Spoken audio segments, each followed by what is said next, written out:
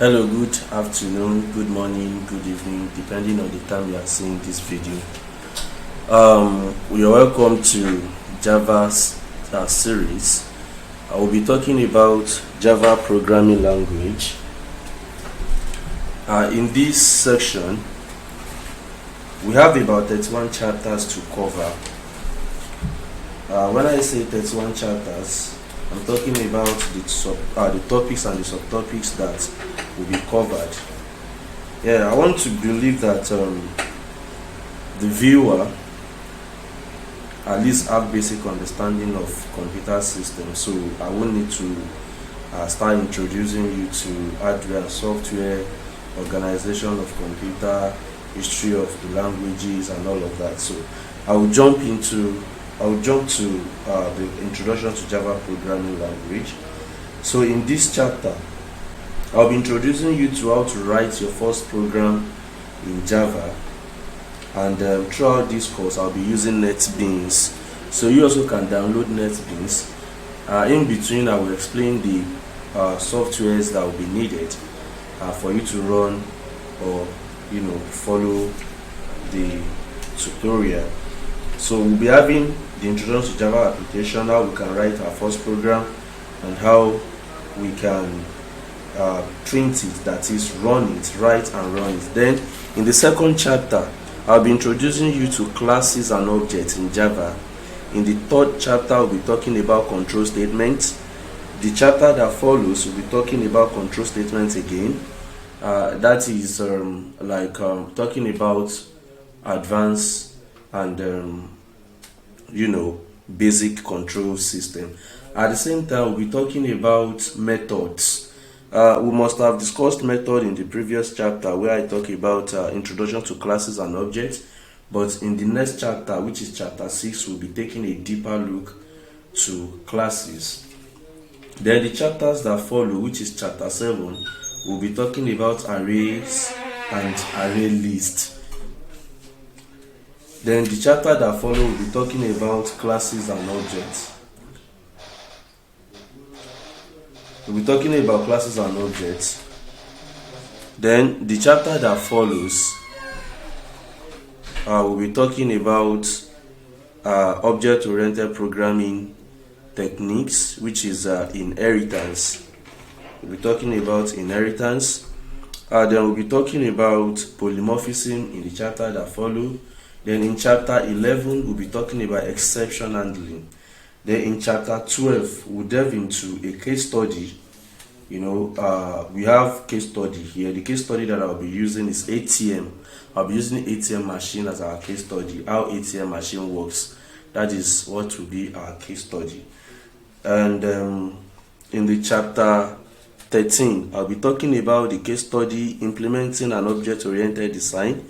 In chapter 14, we can also write GUI components using Java. So I'll be talking about GUI components. Then in chapter 15, we'll talk about graphics and Java 2D. Then in chapter 16, no matter what we do, we still talk about strings, characters, and regular expression.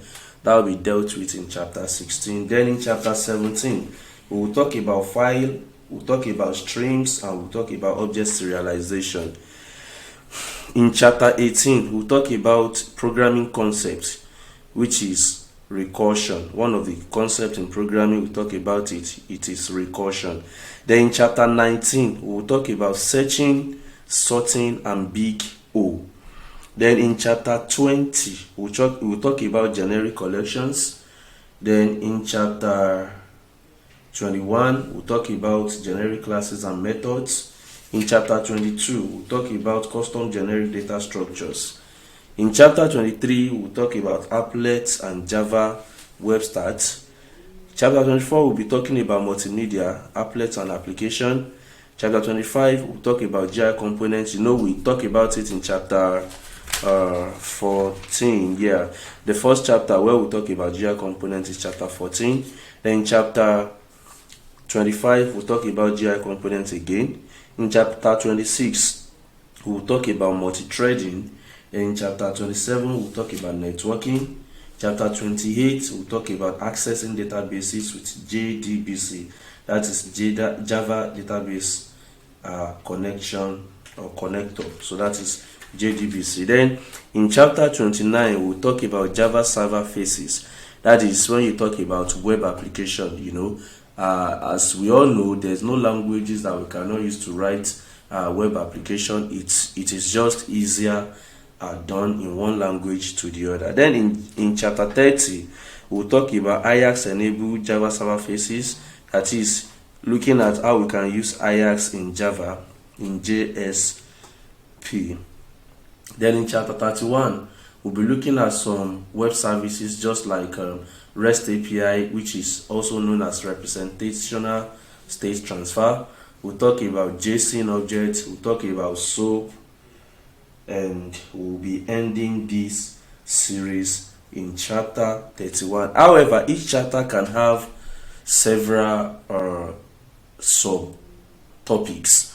For instance, now in the first chapter, I'll be talking about how you can print ordinarily, how you can use print line command, how you can use shorthands just like \n, that is backslash notation, how you can use a format to format the outputs, which is also known as format specifier. So without further ado, I would show you how you can download or the software that will be used throughout this section. I want to advise that we stick to the same software, because if you are using another software, you might have some challenges that I might not be able to, talk about simply because I'm not using that software. But if you are comfortable with any software, you are good to go. I'll be using NetBeans. So to download NetBeans, just type NetBeans on Google search.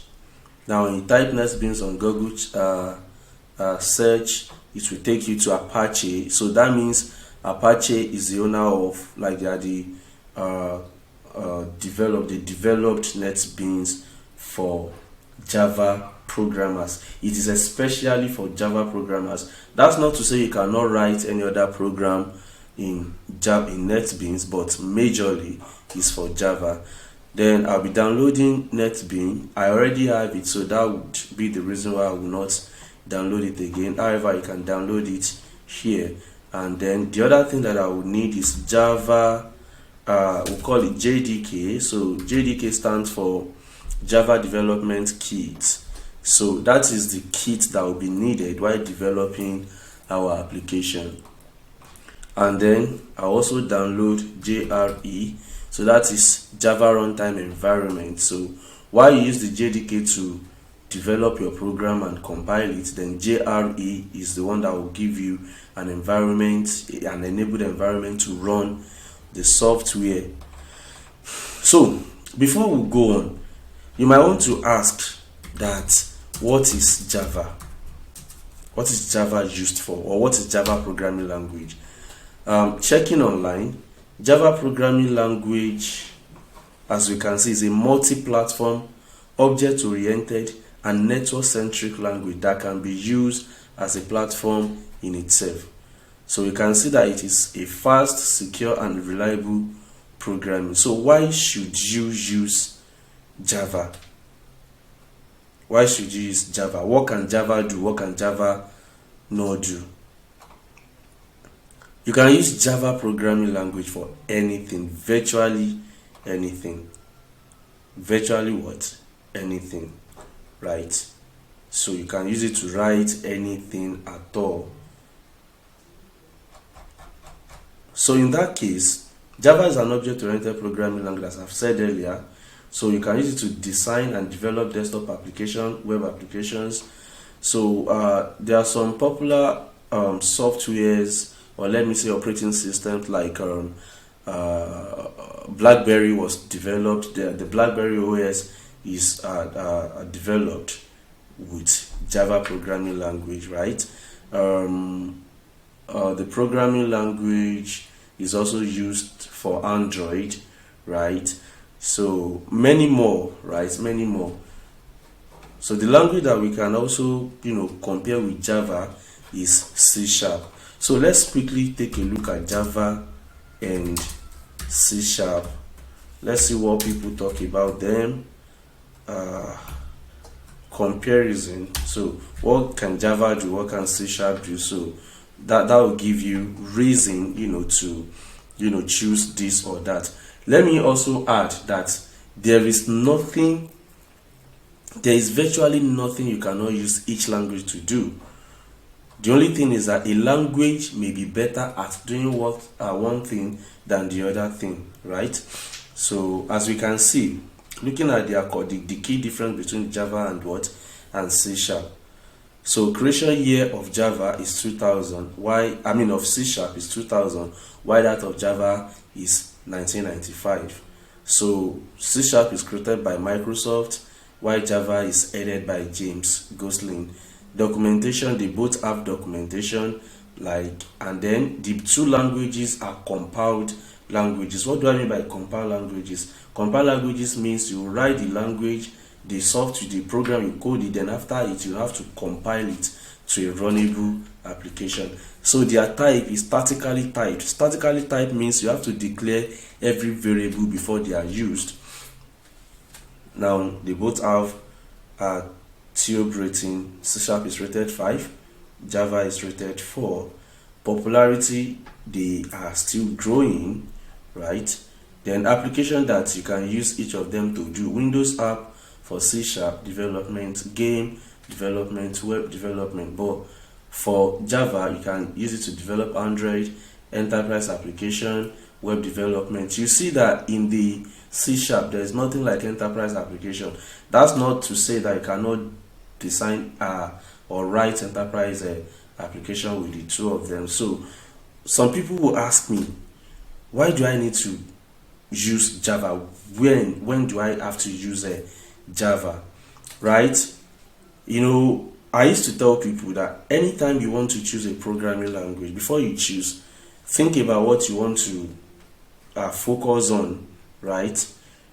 For Java, the reason most people use Java is that Java platform is independent, right? You can write it once and you can run it anywhere at any time, and it has large ecosystem and libraries.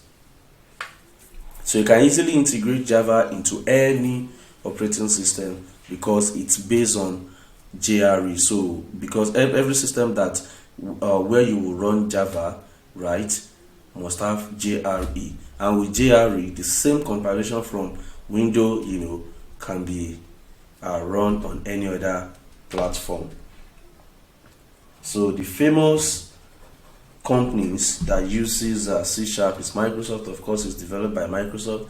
Stack Overflow, Accenture, Intel. And so why that of Java is Google, Amazon, Netflix, Twitter, IBM, Airbnb, many more. The two languages are strong. They are, a very good language. So throughout this section, we'll be talking about Java. Having said that, I told you that we should install JRE. We should also install JDK, and we should install NetBeans. After that, you want to start your first program. This is NetBeans, it's launched. So all you have to do is click on File and click on New Project. Once that is done, we have different categories. We can design with Maven, Gradle, and JavaScript. I told you can use NetBeans to write other languages such as HTML, JavaScript, C++, PHP, and other samples. So throughout this section, I'll be using Java application with Maven, right? In the nearest future in this series, I'll be explaining the difference between Maven and Gradle and Hand. So we'll continue. Ensure that you choose Java with Maven and Java application. Then here I'll call it CH2. Then I'll click on Finish. So I'm waiting while the software create my project. So now I have CH2. That means chapter 2. Chapter 1 is meant to be introduction.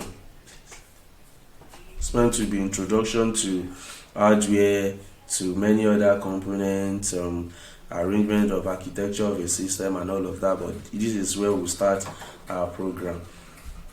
Now look at my screen. If you can see it very well, you will see that NetBeans created a soft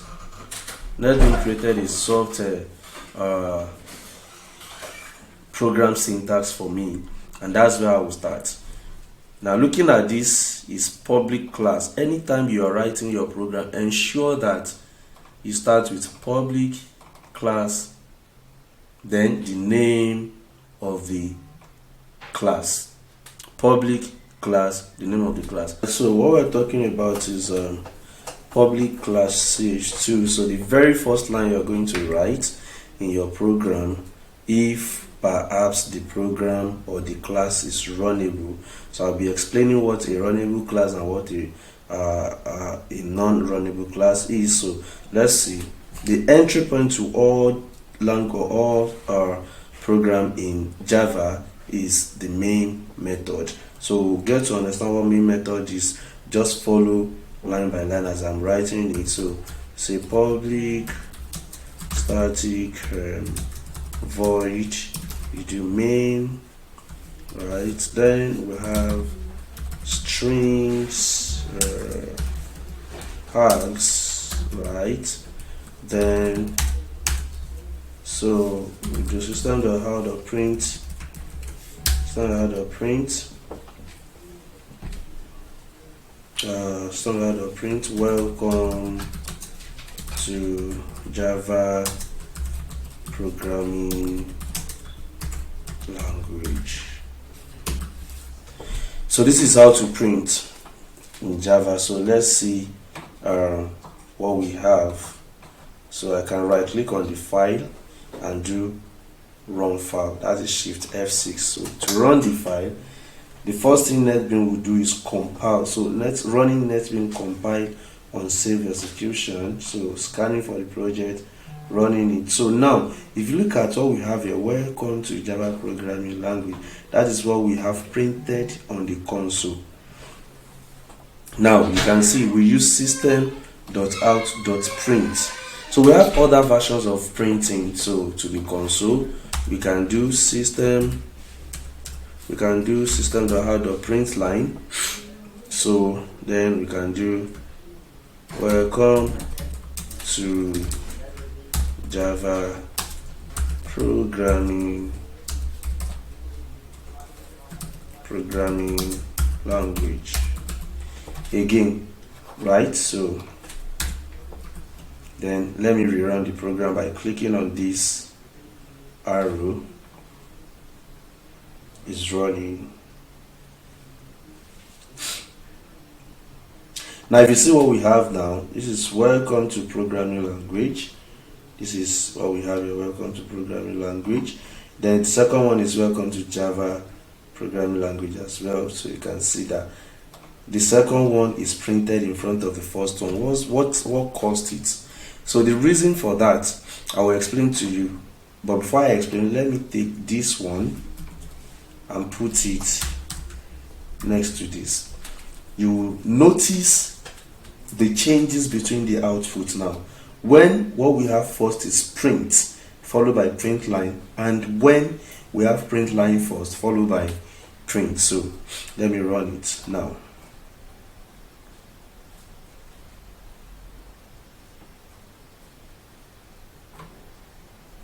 Now you can see that we have them on their separate line. Why? When you have print line, what you are saying is that immediately it's done printing what we have inside these codes, it should automatically move to the next line. So the next printing will now start on the next line. But for the print, immediately it's done printing, the next printing will start right where that ended. But for print line, it's printed what is in the codes and then move to the next line. So therefore, if I take this print line now and put it after print, what we expect is that welcome to Java programming language should be on the first line, why this should be on the second line, why this one will be continuation from where this guy stopped, because this is print, right? Print line will start in front of print, because print, once it's done printing this guy, the cursor for the next printing statement will start where it stopped. But for print line, it will print whatever is in the code and then move to the next line for whatever the next printing or execution will be. So let's run it and see what happens.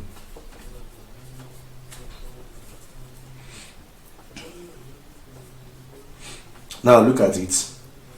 Print line printed and move to the next line, right? Then print printed then from that next line, ended here, and then it started the next printing from where it stopped. That's the difference between print and print line. So anytime you want to print something, it's better to use print line so that you have a readable output. So the next information will be in the next line. So when do we use print? When do we use print line? Let us keep going. So I will explain when you use print and when you use print line.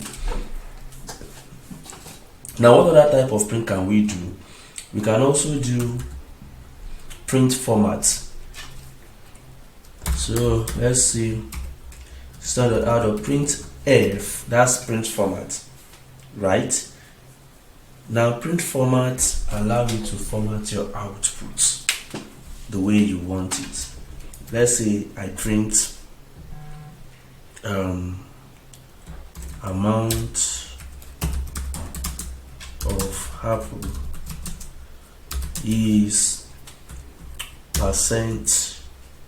Okay, before I go on with this guy, let's see the formats that we have. They call them format specifier. So we have %d, that's for integer. We have %s,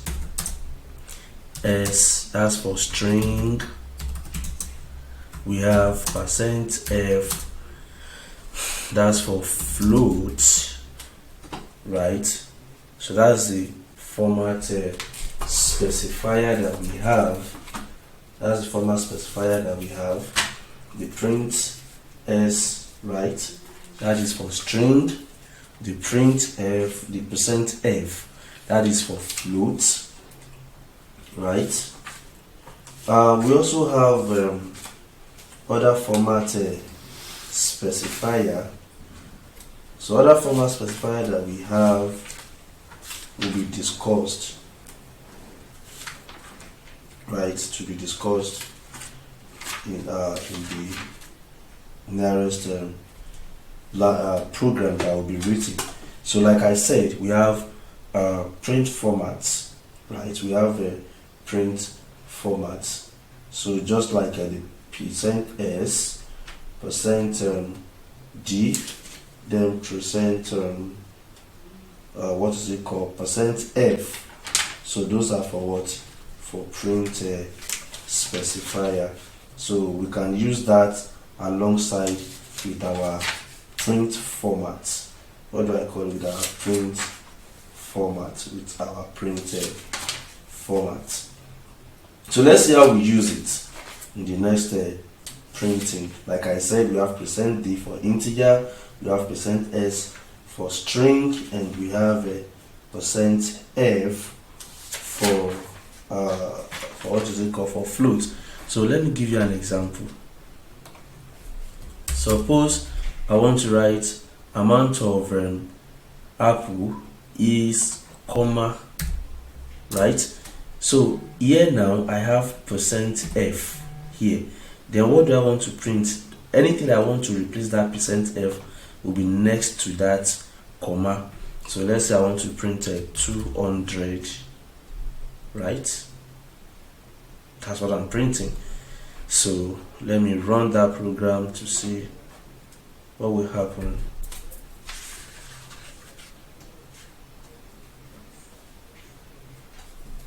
Oh, there's an error. What error do I have? Failed to execute. right? I want to see the error that we have. Okay, amount of apple main. Okay,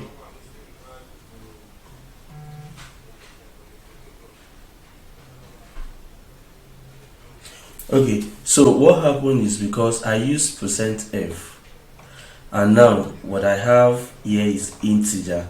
So I'll talk about different types of variable very soon, so that we can understand what I mean by integer and what I mean by float, strings, and all of that. So I have to put 0.0 there.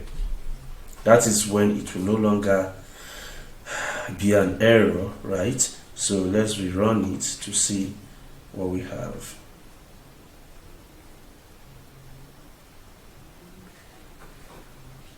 So right, it makes sense because now we have amount of apple is 200.000000. That is telling us that by default we are having how many decimal places? That is 6 decimal places. Boom. So what if I do 0, 7? So what's going to happen? So it's running. So now we have, what do we have? 200.070000. So the essence of format specifier is that I can tell my program that I only want 2 decimal places, right? So I can now do %.2f. So that will give me just 2 decimal places. Let me run it now.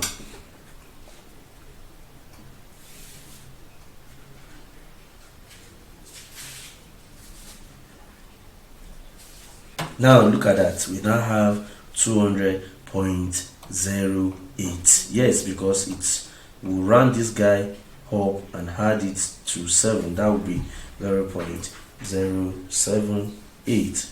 Whatever that is greater than 4 will be converted to 1 and added to the decimal point before it. Now another reason for us to use format specifier is that I can say and %s. So this %s, %f, they are placeholder, right? They are what? Placeholder. And %s is %.3f. What do I mean by placeholder? Let's see it. Now 200 is replacing the first specifier, which is %.2f. Then we have %s, and I can do comma pineapple, right? That pineapple will be in place of %s because that is a string, is enclosed in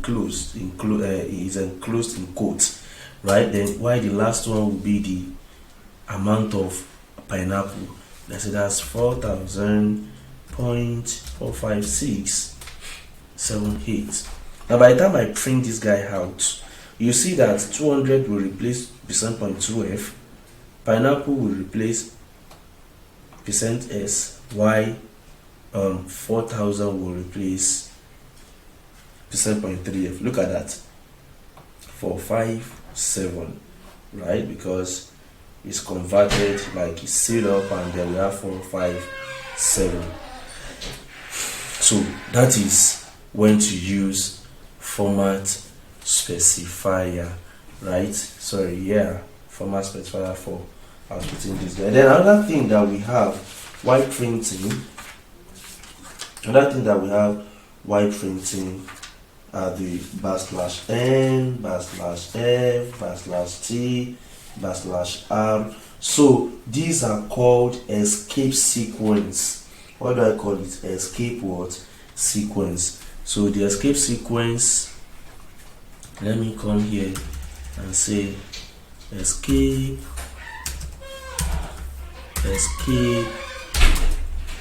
sequence.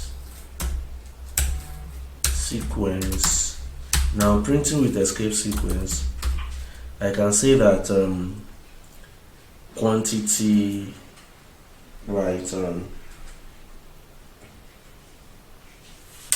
quantity, let's say item name,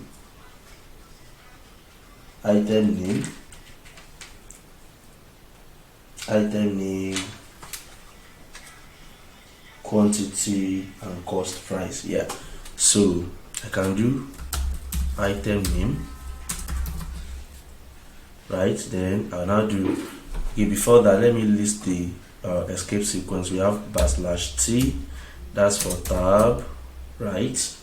We have /n, that's for new line, /n for new line, /r for carriage return, then / to escape. When you have backslash, right, in your string, so you use / to escape it.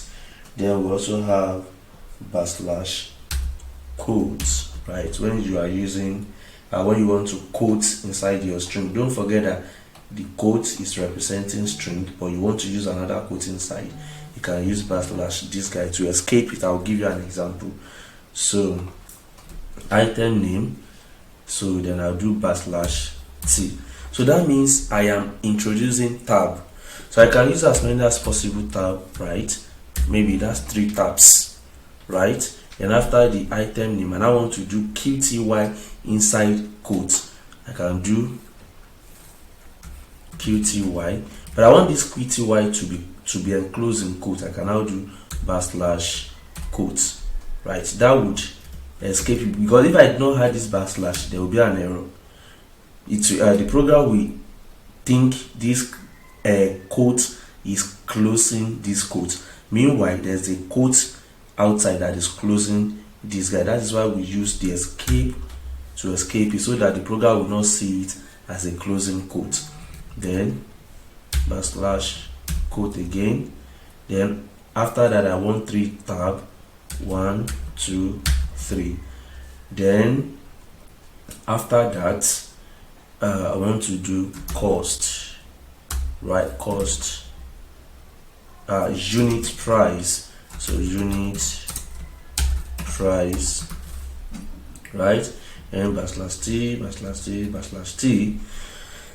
Then I want to do cost price.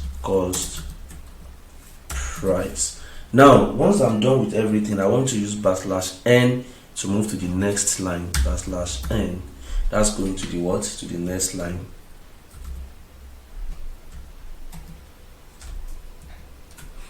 Now next thing I want to do, since I already have item name, in place of this item name, I want to do apple, right? In place of QTY, I want to do 12, right? In place of unit price, I want to do, how much we call apple before? 200.076.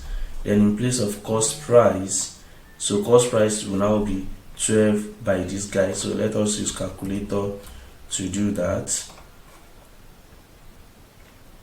So we'll do 12 times 200.076, right? Then equals to this guy, right? That's it. So I'll put it in place of cost price. Now if I run the program now, see what I expect to have.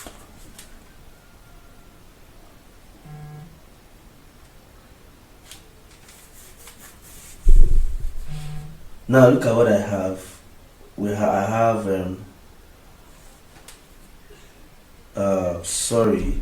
I should not have printed direct like that, because don't forget that I have a print format here. I did not go to the next line, right? So let me move it to the next line first. After this format, I will do /n, so that will move it to the next line. So I can now rerun my program.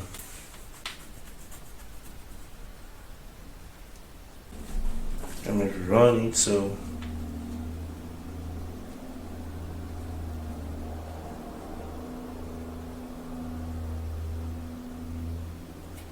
Now see what we have: Apple, then KTY 12, unit price 200, then cost price this guy. Now the amount of tab that I use is what caused this display. That's what caused this display. So if I had one more tab here, maybe we can have this guy as it is, but that's not the point. So the point right here is that I have Apple 12, unit price this guy and this guy. So coming to the second one, where I'll be rounding up on printing. So coming to it, so I can do Apple, then %T. So in place of this Apple now, I want to use %S. Look at that, %S. Then in place of 12, I want to use %D. That's for integer. Then in place of this 200, I want to use %point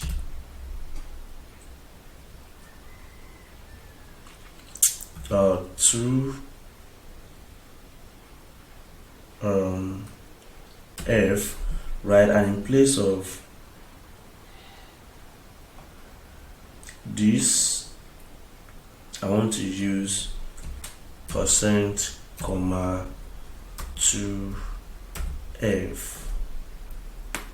Yeah, so now after that, I want to their placeholder, what is in place of S. So let me do pineapple for that. Pineapple. Then don't forget that this guy is going to be print F. It's no longer going to be print ordinarily. So because we have used format specifier, so %S, %D, right?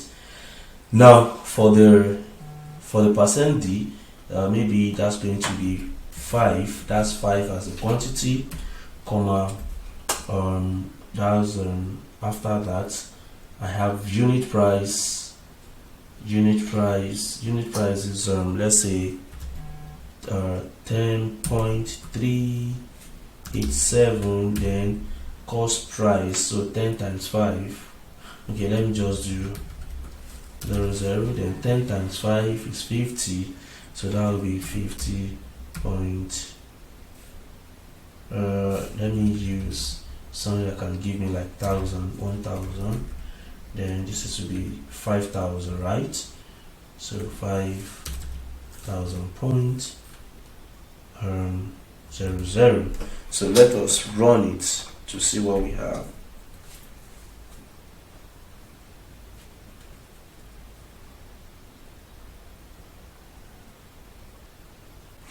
Now for this guy, .2F, sorry, .2F, let me rerun it.